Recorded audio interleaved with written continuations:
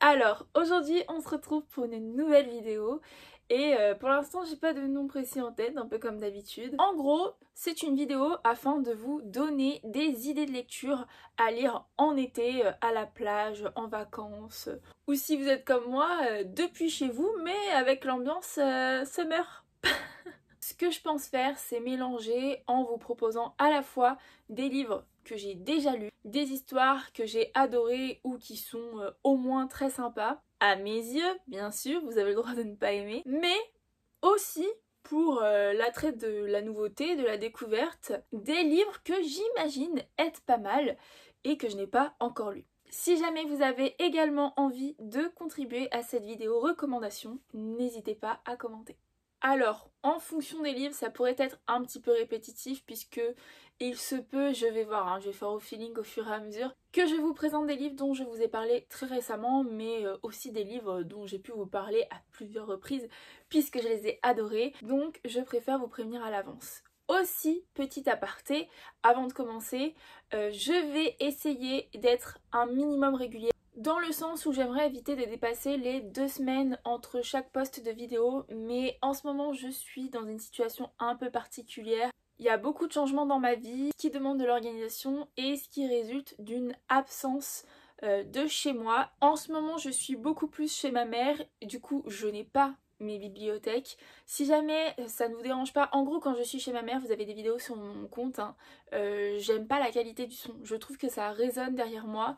Dites-moi ce que vous en pensez, si jamais ça vous dérange pas, j'essaierai de quand même continuer à vous faire du contenu quand je suis là-bas. Mais bon, sur ce, commençons. Alors, j'ai envie de débuter cette vidéo avec une recommandation qui me tient à cœur. Pour moi, c'est vraiment la lecture parfaite de l'été. Mais bon, vu la longueur de l'intro, je ne vais pas vous faire plus patienter que ça.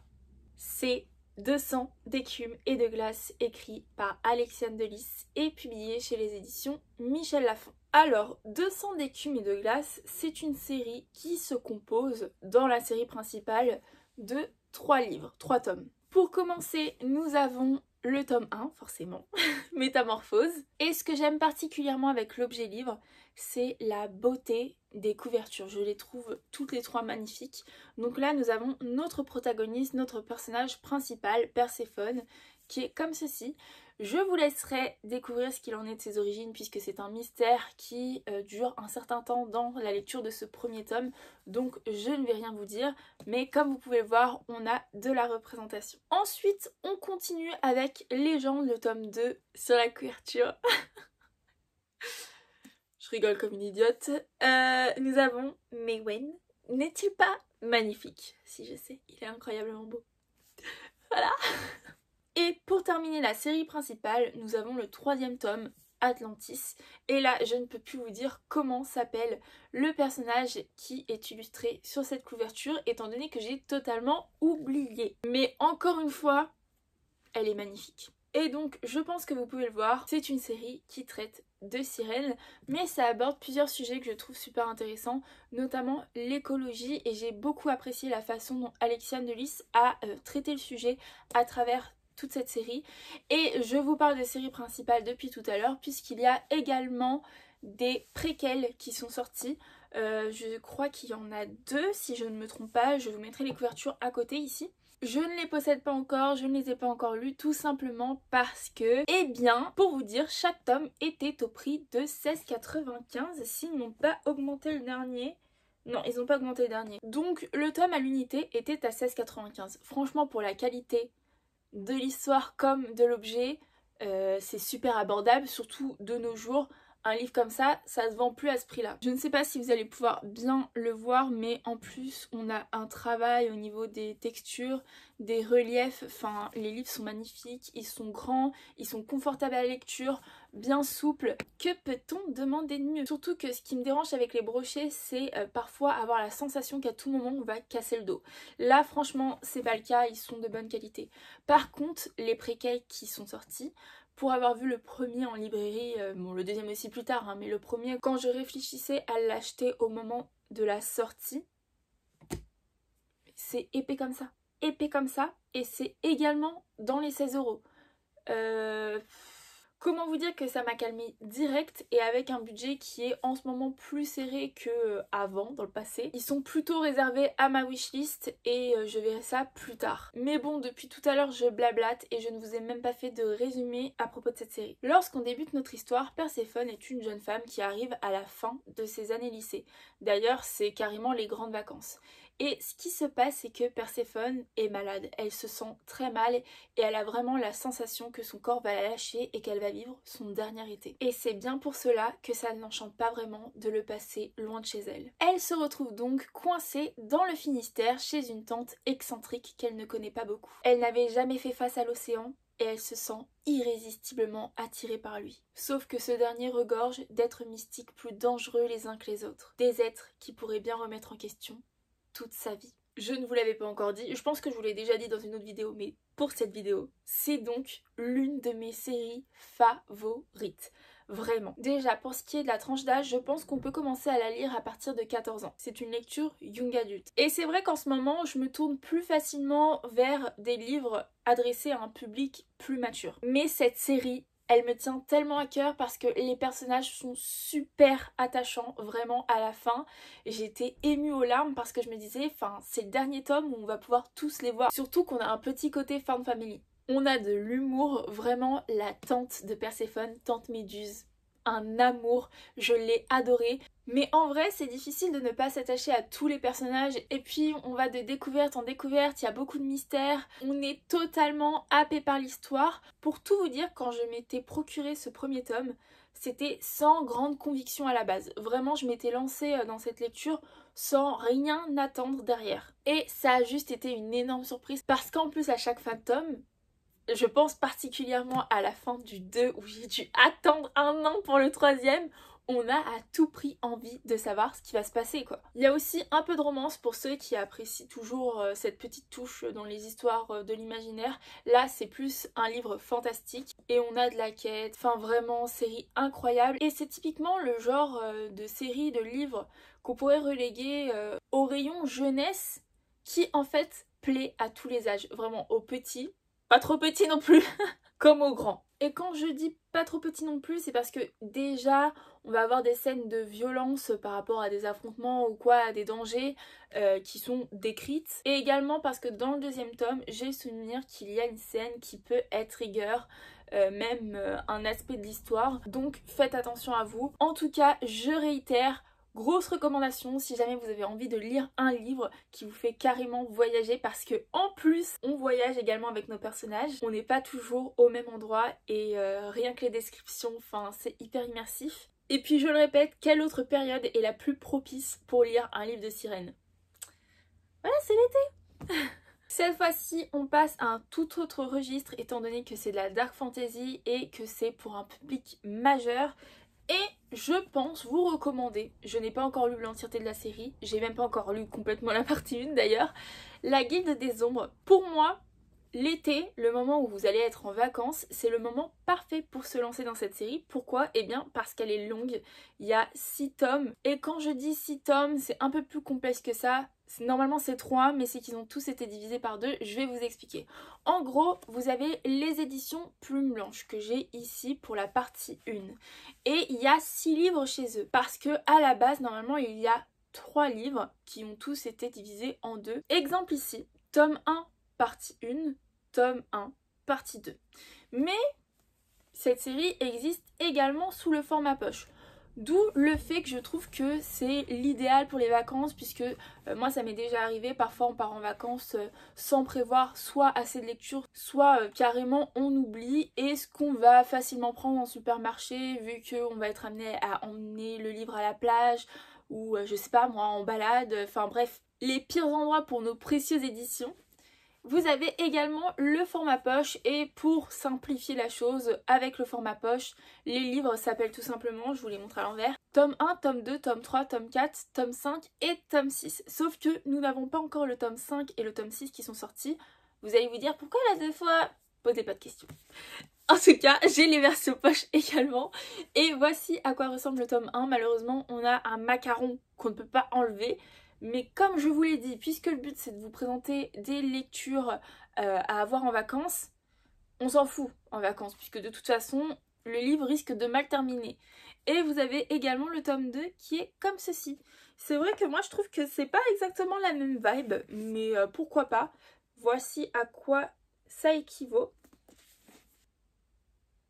Et donc, vu la longueur de la série, c'est le moment propice si vous avez envie de vous lancer dans un univers et de rester dans ce même univers. Et si en plus vous voulez profiter de l'occasion de congé pour justement vous lancer dans une série plutôt longue, eh bien je vous présente La Guilde des Ombres. Nous sommes tous destinés au baiser de la mort, seuls les dieux sont immortels. Nous sommes donc plongés dans cet univers dans lequel la Guilde des Ombres règne sur les rues de Clepsydre. Qu'est-ce qui la compose? Des assassins elfides qui sont les bras armés de la déesse de la mort depuis 5 siècles. Et pour accomplir leur œuvre ténébreuse, ils se servent de leurs armes affûtées ainsi que de leurs dons. Et pour la première fois dans l'histoire des Terres-Flammes, en ce jour, la Guilde des Ombres accueille une nouvelle recrue, une enfant humaine. Et si elle échoue à embrasser cette voie, la mort viendra réclamer son dû. C'est une série que j'ai commencée l'été dernier justement, d'où le fait que je vous recommande cette lecture, même si je me suis contentée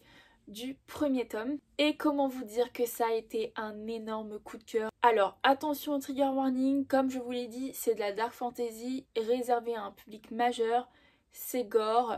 Ça peut paraître vulgaire. Au niveau des mœurs, si vous avez certaines sensibilités, il faut faire attention puisque forcément, on est dans un univers sombre, les codes ne sont pas les mêmes. Ça peut donc choquer. On a un univers super vaste, très riche, une histoire dans laquelle on sent que le sujet a vraiment été travaillé. On est sans cesse en train de réfléchir à des théories, à des possibles liens.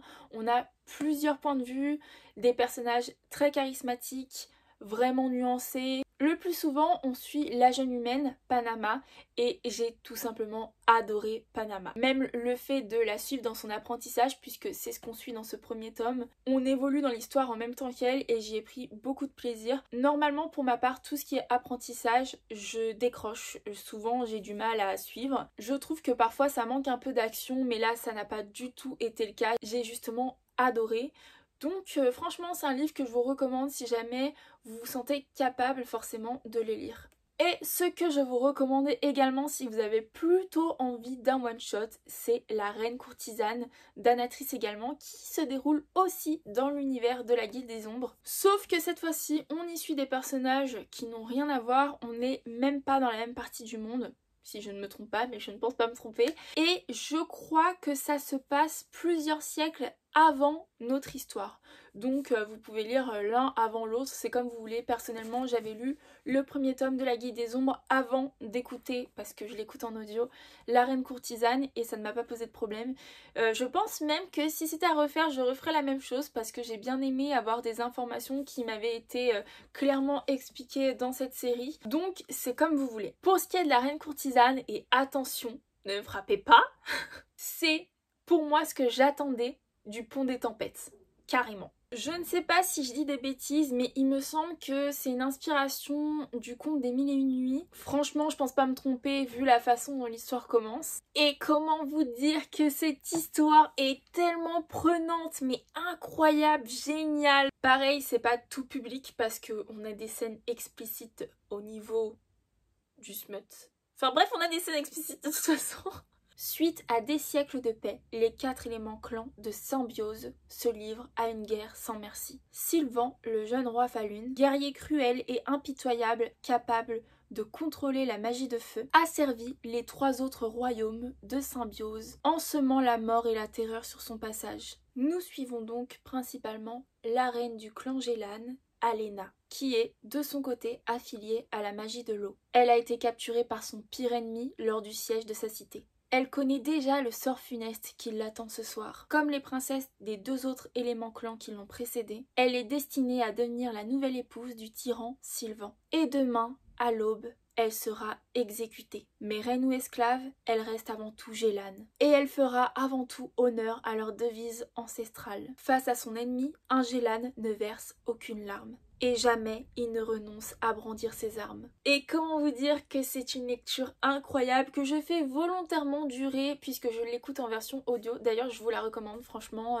la narratrice est super. Et oh là là là là, il y a tellement de tensions, vraiment en fait tous les points que je m'attendais à retrouver dans Le Pont des Tempêtes, j'ai pu les trouver dans cette histoire. Je ne peux pas trop vous en dire parce que bon, je pense que ceux qui sont abonnés le savent, mon objectif c'est toujours d'éviter de vous spoiler. Donc je ne vais pas vous donner d'indications importantes puisqu'avec ce livre on va vraiment de découverte en découverte, de surprise en surprise. Il y a des choses auxquelles on ne s'attend pas du tout et c'est ça que j'ai adoré et dont on a pu vraiment, enfin je sais pas, hein, vous pourrez me dire si jamais en commentaire, mais je trouve que les dernières sorties sont assez prévisibles. Attention, je ne parle pas de toutes et je fais un énorme raccourci quand je dis ça, mais c'est que on manque de livres qui vont parfois nous annoncer quelque chose et au final lorsqu'on se laisse porté par notre lecture, eh bien on a des énormes surprises de la part de l'auteur et en fait c'est ça que j'adore, c'est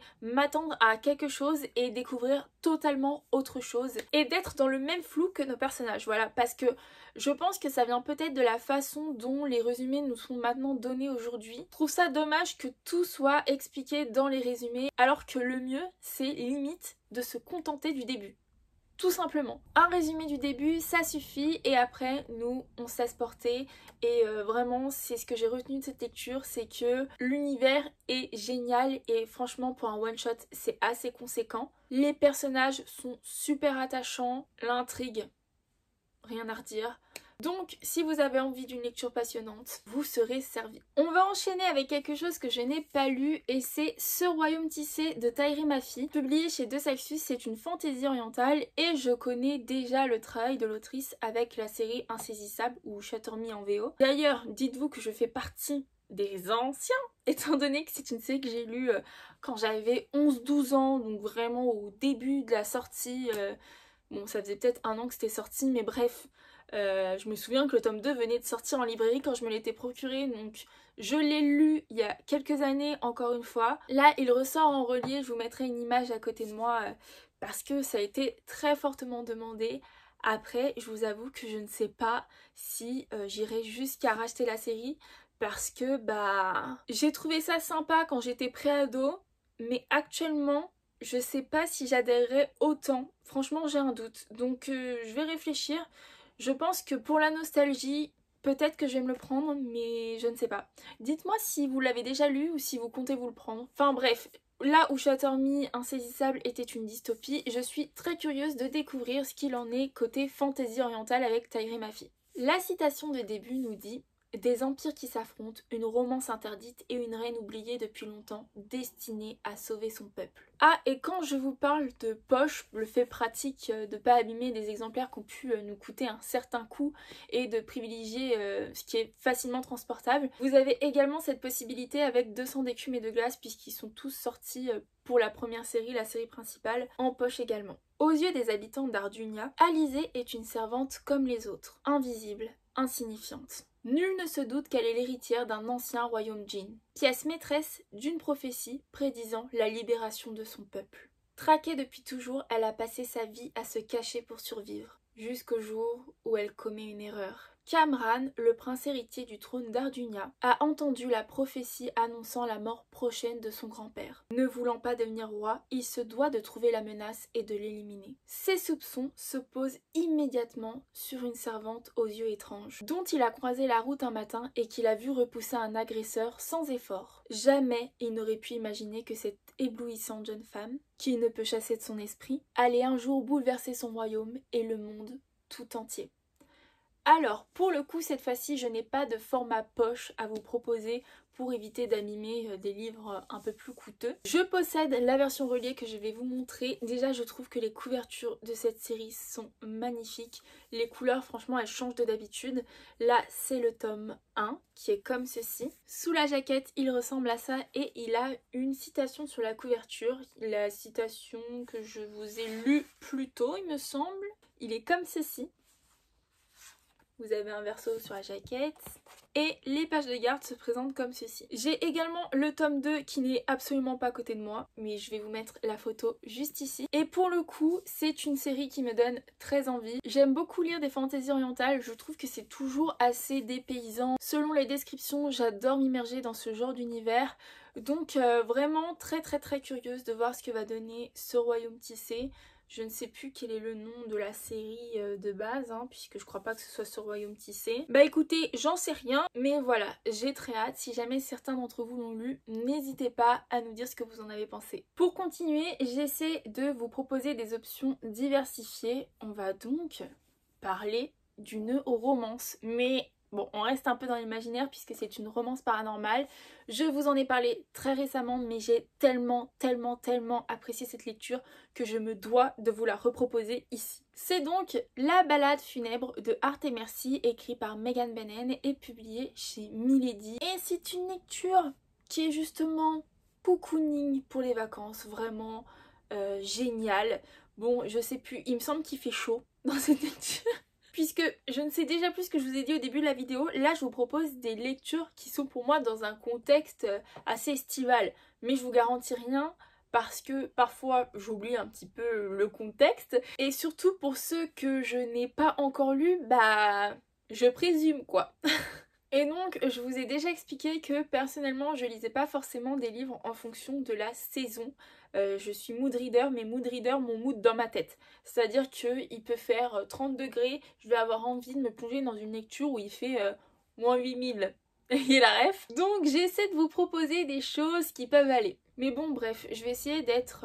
bon, je vais faire le même résumé que la dernière fois. De toute façon vous le savez vu que j'en ai parlé récemment plusieurs fois.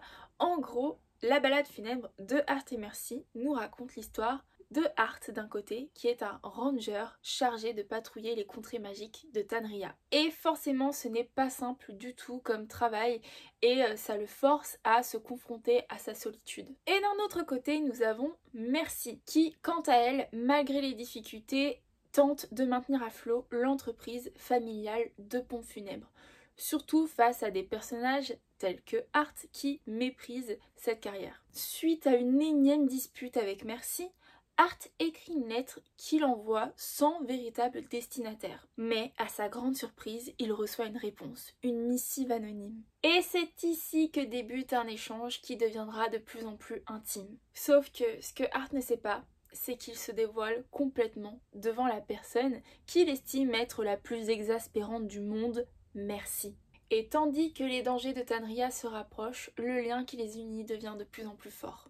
On va donc se demander si leur lien réussira à survivre à la découverte de leur identité respective. Je vous en ai donc déjà parlé, c'est une lecture à qui j'ai mis 5 sur 5, qui aurait pu être un coup de cœur si je ne m'étais pas spoilée, mais comme je suis une grosse angoissée, il a fallu que je me spoile toute seule. C'est vraiment une lecture doudou, un petit one-shot, à savoir d'ailleurs qu'il y a un autre livre qui a été écrit par l'autrice dans le même univers, il me semble qu'il va pas trop tarder dans la VO forcément. J'espère, vraiment j'espère de tout le cœur qu'on pourra avoir la traduction parce que ça a été une révélation. Déjà on est sur une romance paranormale, donc forcément par rapport à la vidéo précédente, je me répète, mais ce qui prime c'est la romance, c'est l'évolution de la relation de nos deux personnages principaux, puisque en plus nous avons les deux points de vue. D'ailleurs j'ai oublié de préciser que c'est également le cas pour la reine courtisane, on a les deux points de vue. Et comment vous dire que cette relation, incroyable, vraiment incroyable, que j'ai trouvé très belle. Si vous voulez des personnages qui sont attachants, qui ont des défauts, qui peuvent avoir même des gros défauts, un sale caractère, mais que vous ne pouvez pas vous empêcher d'aimer, cette lecture est faite pour vous parce qu'ici c'est totalement le cas. Mais on n'est pas forcément séduit que par notre duo principal dans ce livre, puisque même les personnages secondaires sont géniaux, ils apportent vraiment quelque chose, ne serait-ce qu'avec l'humour, j'ai beaucoup ri, mais bien sûr on peut également avoir des moments touchants et tout ce beau monde y prend part. Puisque oui, vous pouvez être amené à pleurer. Forcément ça a été mon cas, donc je vous préviens. Mais ce que j'ai également beaucoup aimé, c'est que malgré la longueur de l'histoire qui n'est pas longue du tout justement, tout est bien dosé. Même au niveau de l'univers, on rentre pas dans les détails, on reste assez en surface, mais je trouve qu'on a justement tout ce qu'il nous faut pour comprendre quels sont les tenants et les aboutissants où peut nous mener l'intrigue qui survient à côté de notre romance. Et voilà, pour moi tout a été vraiment bien géré, et surtout qu'au niveau de la romance, on est sur une belle relation, sur quelque chose de vrai, même si on reste dans un univers fictif, hein, mais je sais pas, il y a une sorte de réalisme. Bon, il y a un manque de communication, comme je vous l'ai déjà dit également. Ça, c'est toujours le point qui m'agace parce que je trouve que la communication, c'est ce qui compte le plus dans un couple. Et c'est un schéma qu'on peut très souvent retrouver dans la romance. Après, franchement, bon, il faut bien dire quelque chose de négatif, hein. Je peux pas vous dire qu'il est parfait, mais voilà, c'est le seul truc qui a pu me stresser, parce qu'à côté de ça, j'ai adoré le respect que les personnages pouvaient se porter. Et les petits détails que j'avais pu oublier dans la vidéo précédente, c'est que en plus, pour changer, notre protagoniste féminine, Merci, sort de tous ces clichés qu'on peut retrouver dans les romances, la femme qui respecte les normes de beauté qu'on connaît classiques. Non, Merci s'assume, Merci a son propre style, elle a ses formes, elle a ses rondeurs, et elle s'aime comme ça, et Art en est plus que ravie. Donc ça, c'est un point que j'avais oublié de vous présenter. Et même si Art est un peu brut des décoffrages, j'ai bien aimé qu'il ait des moments assez sensibles. Et j'ai vraiment été touchée en fait par les deux personnages, j'ai adoré. Et c'est vrai que j'avais aussi oublié qu'on est avec des personnages, je vais pas dire qu'ils ont un certain âge, puisqu'ils sont pas si vieux que ça, mais qui ont la trentaine, ce qui peut changer. De toute façon, c'est pas une new romance, hein. C'est vrai que dans les new romances, les personnages ont tendance à être jeunes. Là, ce n'est pas le cas. Donc si vous voulez une belle romance avec une intrigue à côté, un petit peu enquête, mystère, qui peut mener à quelque chose, qui apporte un petit côté action en parallèle, et des personnages secondaires attachants, de l'humour, allez-y, foncez, ce livre est aussi beau qu'il est bon.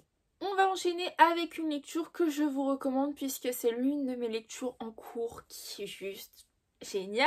La Cité de Jade, écrit par Fondali et publié chez Sable de Saxus. Vraiment, c'est une lecture que je vous recommande totalement puisqu'elle a réussi là où Ses plaisirs violents a pu échouer pour moi, à mes yeux. Alors, pourquoi je vous recommande La Cité de Jade? Puisque quand on voit le livre comme ça, on va pas forcément s'imaginer que c'est une vibe été. Déjà dans un premier temps, puisque c'est une histoire qui peut être un petit peu complexe étant donné qu'on a un univers à nous expliquer, des gangs, des familles, ce qui nous amène forcément une multitude de personnages avec des enjeux politiques. Et pour pouvoir assimiler tout ça, faut avoir le temps. Donc, lecture pour les vacances. Et c'est aussi le contexte, puisque pour avoir entamé l'histoire, je peux vous dire qu'il fait chaud. Donc c'est le bon moment. Puis en plus, avec tout ce qui nous est expliqué par rapport à l'île, tout ça, ça fait voyager. Enfin, pour moi, c'est parfait pour ce moment-là.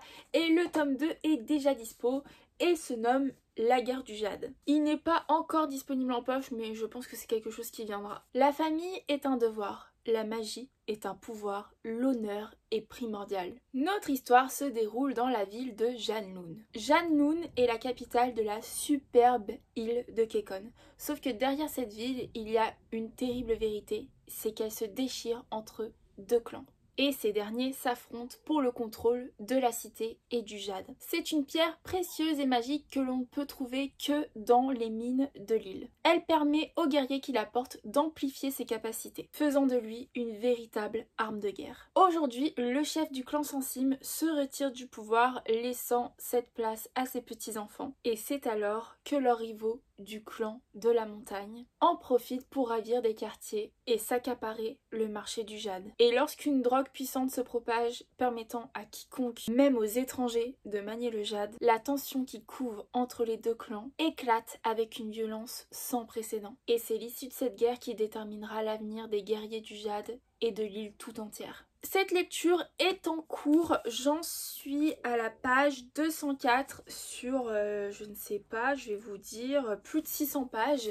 Et quand je vous dis que pour moi ce livre a réussi là où Ses plaisirs violents a échoué dans mes attentes, c'est que ces deux histoires ont un aspect en commun et c'est l'aspect qui m'a attirée vers ces lectures, c'est l'idée d'avoir des clans mafieux rivaux. Et je trouve que Ses plaisirs violents a échoué puisque je trouvais que au fur et à mesure de l'histoire on s'était plus concentré sur la politique qui ne concernait pas vraiment les clans, enfin ils ont des connexions forcément, mais il n'y a pas eu ce développement des gangs que j'attendais. Et ici c'est totalement ce qu'on a puisque forcément toute l'histoire tourne autour de ça et tous les enjeux politiques sont reliés au clan, là où c'était plutôt les clans qui étaient reliés à la politique dans ces plaisirs violents. Je ne sais pas si ça va être clair pour vous, mais c'est le ressenti que j'ai pour le moment. Ici, nous avons plusieurs points de vue et tous les personnages sont vraiment très intéressants. Et c'est ce que j'aime beaucoup dans mes lectures en ce moment, c'est commencer l'histoire, mais pas au début de quelque chose, non.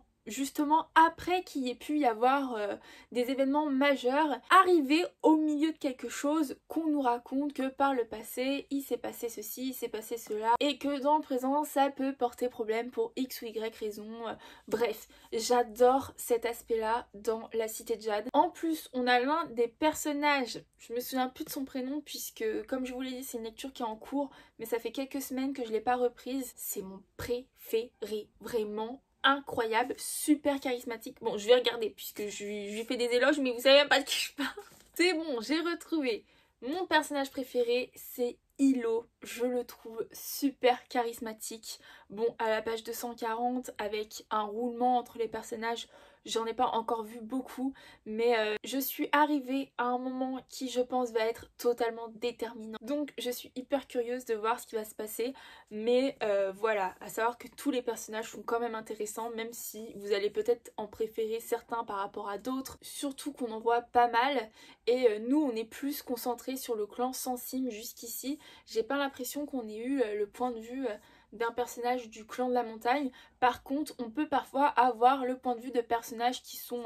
un peu figurants, mais qui vont apporter à l'intrigue tout doucement. L'oiseau fait son nid, comme dirait l'autre. En gros, ça commence par une action, puis au final, peut-être une autre à un autre moment. Enfin, vraiment, c'est le genre d'histoire en film ou en série. Bon, même en lecture, hein, il est très bien écrit. Mais je veux dire, visuellement, ça doit être juste incroyable s'il y a le budget pour faire les effets spéciaux, bien sûr. Mais ah là là, si jamais il pouvait être adapté un jour, c'est incroyable. Donc c'est de l'urban fantasy, je sais plus si je l'ai dit, et c'est de l'urban fantasy asiatique.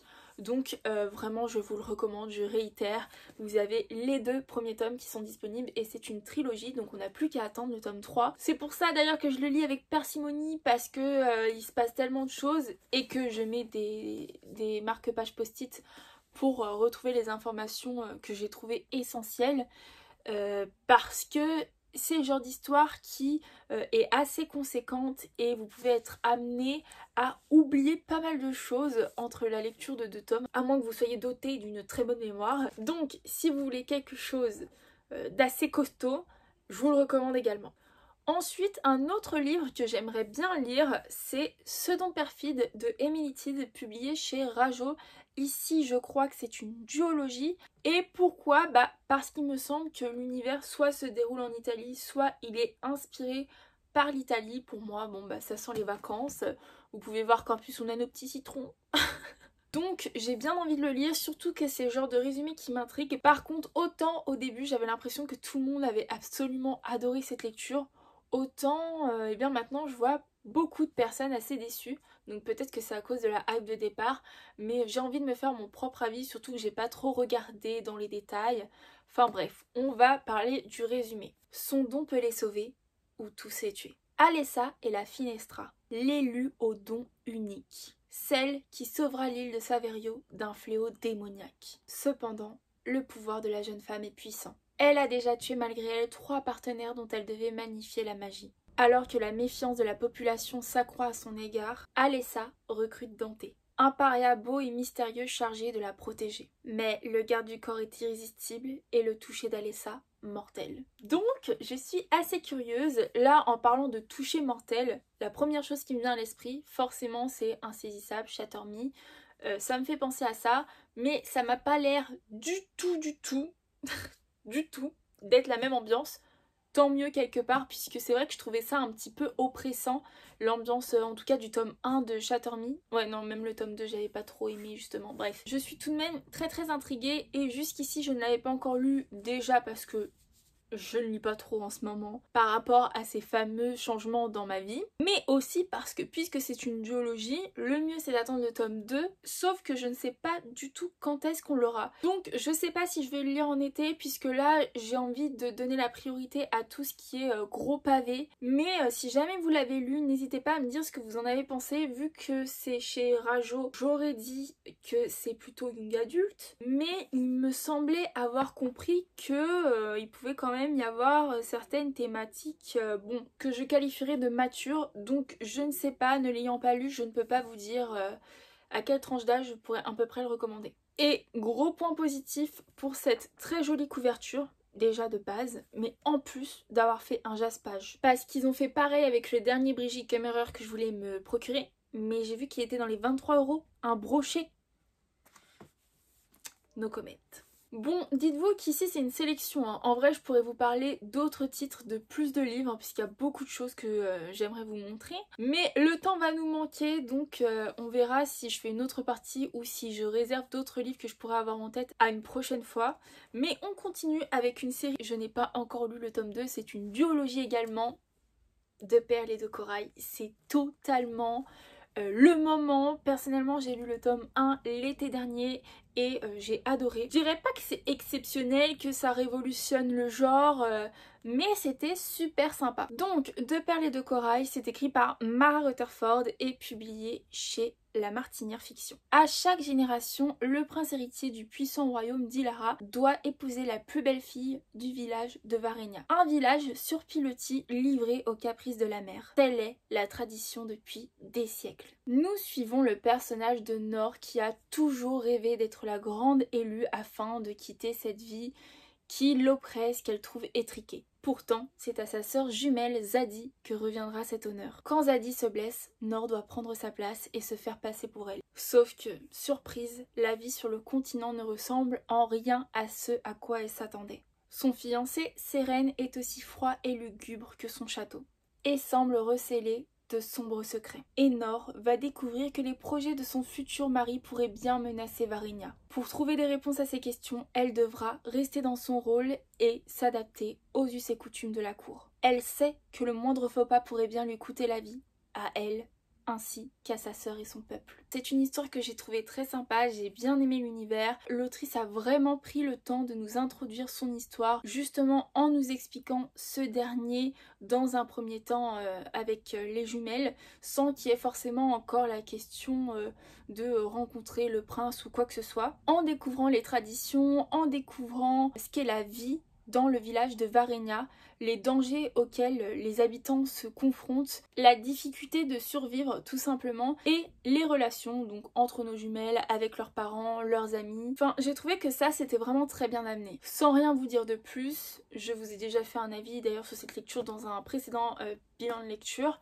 Ensuite, on a justement la question du fiancé, la question de la vie sur le continent, puisque vraiment tout se passe au contact de l'eau dans le village de Varenia. Et ici, j'ai trouvé que certaines choses étaient assez prévisibles et on a également une romance à laquelle je ne crois pas. Sans développer quoi que ce soit, franchement j'y crois pas, je la trouve facile et bon, ça fait partie des points qui pêchent un petit peu pour moi. Mais même si j'ai trouvé certains points prévisibles, franchement on se laisse porter, ça se lit tout seul, j'ai vraiment bien aimé. Et donc on a le deuxième tome, impossible de le mettre dans le bon sens. Donc dans ce deuxième tome, j'ai déjà quelques théories, à voir ce qui va se passer. Mais franchement je trouve que en lecture en lecture estivale, si vous avez envie de quelque chose sans prise de tête, c'est une très bonne option. Et on clôturera cette vidéo avec un dernier one shot qui n'est autre que Tress de la Mère Émeraude, écrit par Brandon Sanderson et publié chez Le Livre de Poche. J'ai adoré cette lecture. Vous avez toute une vidéo complète, il me semble, de souvenirs par rapport à une lecture commune, mais par contre c'est tellement complexe, c'est avec spoil, donc faites attention. En gros, dans cette histoire, nous suivons le personnage de Tress qui vit avec sa famille sur un rocher au milieu de l'océan. Un océan qui n'est pas du tout comme vous pouvez vous l'imaginer, étant donné qu'il est constitué de spores. Les spores, ça vous est expliqué, je dirais que c'est un peu comme un amas cellulaire, et selon le type de spore, puisqu'il me semble qu'il y en a 4 si je ne dis pas de bêtises, ou 6, bref, je ne sais plus. vous verrez quand vous le lirez. Au contact d'un liquide, elles prennent forme et elles représentent différents types de dangers. Tress, elle, vit au milieu de l'émeraude, donc ces derniers se transforment en une espèce de... je ne sais pas comment vous expliquer, des éléments organiques, des espèces de racines, enfin bon, vraiment c'est quelque chose qu'il faut lire pour comprendre. Et Tress est plutôt attachante, elle est passionnée par les tasses de thé et au milieu de cette aventure, elle va faire plusieurs rencontres. Si je me souviens bien, des contrebandiers, des pirates, un rat qui parle et d'autres personnages singuliers. C'est une histoire qui est plutôt contemplative. Donc ça c'est pareil, c'est plus si vous avez envie, sans vous plonger dans une série, de lire quelque chose qui n'a pas de suite. Mais pour le coup là ça va pas se lire tout seul, hein. C'est vraiment quelque chose qui prend son temps. Personnellement j'ai adoré puisque en fait ce qui se passe c'est que suite à la disparition d'un être qui lui est cher, eh bien Tress va se lancer dans une aventure qui va totalement l'éloigner d'une vie qui semblait beaucoup plus calme et surtout déjà tracée. Et donc on va suivre ses périples et c'est vrai qu'on va suivre l'évolution de cette jeune fille, on va la voir grandir, être au contact de dangers, d'autres personnages secondaires qui sont aussi très intéressants. Je pense, déjà j'ai beaucoup aimé le rat qui parle, mais je pense à un personnage en particulier dont je ne me souviens plus le nom comme d'habitude, que j'ai tout simplement adoré, et c'est le narrateur de l'histoire. Et en fait, c'est vrai que ça m'a pris un certain temps à comprendre que c'était lui. Au début, je pensais que c'était Brandon Sanderson. Et en fait, la petite singularité de cette lecture, c'est que du coup, le narrateur s'adresse directement à nous. Et forcément, ça nous amène à nous impliquer directement dans l'histoire, puisqu'il y a cette sensation de complètement y prendre part. Et c'est vraiment quelque chose qui change et que j'ai adoré. L'univers nous est expliqué. Il me semble que malgré le fait que ce soit un one-shot, il prend quand même part au Cosmere. Je ne pourrais pas vous expliquer parce que pour le moment je préfère me contenter de lire d'abord les one-shots pour voir ce que je pense de Brandon Sanderson, mais je vous l'avais déjà dit, ça a été une superbe découverte, j'aime beaucoup sa plume et j'aime beaucoup la façon dont il construit ses histoires et ses personnages. Si jamais vous avez envie de vous lancer dans une grande aventure avec une écriture qui sort de l'ordinaire et qui est plutôt rafraîchissante à découvrir, et eh bien je vous recommande totalement Tress de la mer émeraude. Il est aussi disponible en version brochée. Moi je dirais que c'est des semi-poches hein, en termes de format, et par contre c'est vrai qu'ils ont un certain coût.